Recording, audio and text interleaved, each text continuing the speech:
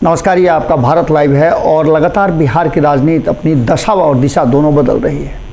जो बातें लेकर के आपके सामने आए हैं उसमें तेजस्वी यादव काफ़ी बड़े फ्रेम पर आज नज़र आए और जो कुछ भी कमियां और गलतियां वो करते जा रहे थे उन सारी गलतियों को एक झटके में उन्हें सुधार दिया।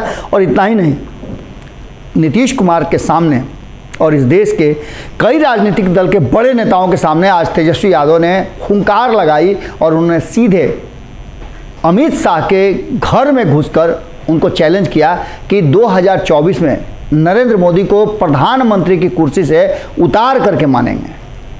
आपको बता दें कि जैसा कि आप सभी जानते हैं कि एक दिन पहले ही बिहार दौरा करके गए हैं। 2 दिवसीय दौरा था अमित शाह का। अमित शाह 2 दिवसीय दौरा करके जाने के क्रम में और जो भी बातें उन्होंने बिहार में कही है उन सारी बातों पर सवाल जवाब तो हो ही रहे हैं। उनके कई ऐसे बयान हैं जिसको कोट करते हुए जनता दल यूनाइटेड और राष्ट्रीय जनता दल उन पर आरोप लगा रहा है कि वो झूठ बोल रहे हैं, जुमलेबाजी कर रहे हैं। लेकिन सबसे बड़ी बात है कि 2024 में नरेंद्र मोदी को कुर्सी से उतारने का चैलेंज कौन कर रहा है, ये सबसे बड़ा महत्वपूर्ण बात है। वो व्यक्ति कर रहा है, वो शख्स कर रहा है जिस पर एक शब्द भी बिहार आकर के अमित शाह नहीं बोले हैं।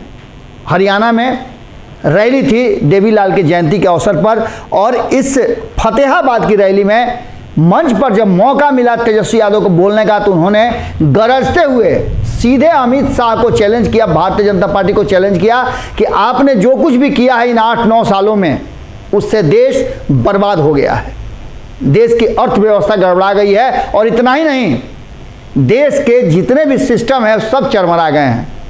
आपने कहा था कि देश नहीं झुकने दूंगा और सबसे पहले आपने देश को झुकाया। देश नहीं बिकने दूंगा, आपने सबसे पहले राष्ट्रीय संपत्तियों को बेचा। और इतना ही नहीं, आपने जो स्वतंत्र एजेंसियां, जांच एजेंसियां थी उसको अपने लिए प्रयोग किया। इतना ही नहीं, आपने चंद लोगों को फायदा पहुंचाने के लिए इस देश के 140 करोड़ लोगों के साथ छल किया है। ऐसी स्थिति में आपको सत्ता पर बैठे रहने का कोई हक नहीं है। तेजस्वी यादव ने गरजते हुए कहा कि कभी मेरे पिता आपके सामने नहीं झुके, मैं भी नहीं झुकूंगा। आपको जितनी भी शक्ति लगानी है लगा लीजिए, मेरे ऊपर जितनी जांच एजेंसियां बैठानी है बैठा लीजिए। इसी बात को लेकर के एक दिन पहले ही जदयू की तरफ से बयान आया था। जदयू ने कहा था कि अमित शाह जी ये जरा बता दीजिए, सुशील मोदी जी जरा ये बता दीजिए कि तेजस्वी यादव पर, हालांकि नाम तेजस्वी यादव का नहीं लेकिन 2017 में IRCTC घोटाला का जो आरोप लगा था उसमें क्या कार्रवाई हुई। आपने सरकार तो बदल दिया, मजबूर कर दिया कि भ्रष्टाचार के साथ हम नहीं हैं और नीतीश कुमार को तुरंत फैसला लेना पड़ा। लेकिन आज तक इन 5-7 सालों में आपने बताइए कि क्या कुछ हुआ। 2017 से 22 तक इन 5 सालों में आपने एक व्यक्ति को भी सजा नहीं दिलवाई जिन लोगों के नाम थे। इसका सीधा सा मतलब है कि आप सिर्फ चीज़ों को बदलते हैं और अपनी कुर्सी के लिए कुछ भी करना शुरू कर देते हैं। यही नहीं, साफ तरीके से इस मंच पर खड़े नीतीश कुमार ने भी बहुत सारी बातें कही। नीतीश कुमार ने कहा कि हिंदू मुस्लिम करा करके ना हिंदू ना मुस्लिम दोनों में किसी में विषमता नहीं है, सब मिलजुल करके साथ चलते हैं। आज़ादी के समय से ये चलता आ रहा है। लेकिन भारतीय जनता पार्टी इन 8 सालों में वैमनस्य और कटुता फैला रही है।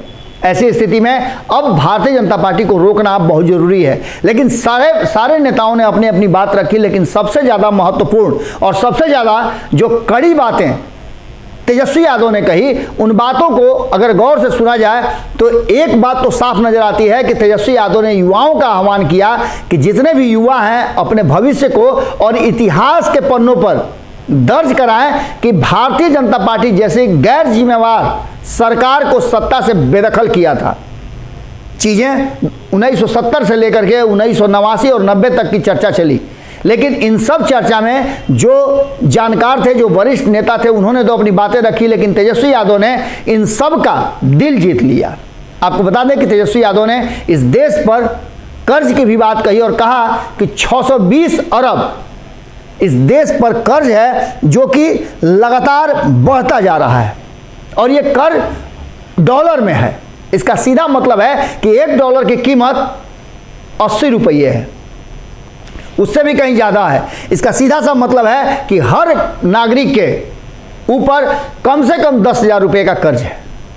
इसका सीधा मतलब है कि इसके साथ ही आंकड़े वो भी पेश किए गए हैं कि 2014 में जब नरेंद्र मोदी आए थे तब कितना कर्ज था और आज कितना कर्ज है, इसके कई गुना बढ़ गए हैं। कर्ज में लेने के साथ साथ आपको बता दें कि कर्ज के जो उसके सूद हैं उसको चुकाने के लिए भी कर्ज लेना पड़ रहा है। इन सारी बातों को लेकर के हर हाल में नरेंद्र मोदी को, भारतीय जनता पार्टी को सत्ता से बेदखल करने का जो हुंकार लगाया है तेजस्वी यादव ने, और वो भी शाह के, मोदी के और भाजपा के गढ़ में, हरियाणा में जहां उनकी सरकार है, तो निश्चित रूप से एक बड़ी बात और एक बड़ा संदेश बिहार की जनता को दिया है। बिहार की जनता पहले से ही नीतीश कुमार को प्रधानमंत्री के रूप में देखना चाहती है और हर बिहारी के लिए ये गौरव की बात होगी कि बिहार का कोई प्रधानमंत्री बने। ऐसी स्थिति में तेजस्वी यादव ने लालू प्रसाद के जो निर्देश थे उस निर्देश का पालन करते हुए नीतीश कुमार को मंच से ही लगभग ये घोषित करवा दिया है कि वो प्रधानमंत्री के सबसे उपयुक्त उम्मीदवार हैं।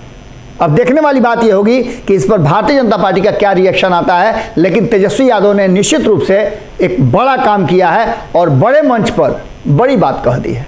जुड़े रहिए भारत लाइव के साथ। बहुत बहुत धन्यवाद। अगली खबर में जल्दी ही आपसे मुलाकात होगी। अगर ये वीडियो पसंद आई और वह बिहार के राजनीति और बिहारियत से सरोकार रखेनी तो सब्सक्राइब बटन दबा के चैनल के सब्सक्राइब कर ली। ओजे एगो घंटी बा, ओकरा बटन दबा देला से कुल सटीक और मारक खबर रुआ मुफ्त में मिल जाई। अगर रुआ पत्रकारिता के हमनी के नया प्रयोग में सहयोग कर चाहतानी तो ज्वाइन बटन दबा दी। पेटीएम नंबर नोट कर ली 9386816700। धन्यवाद।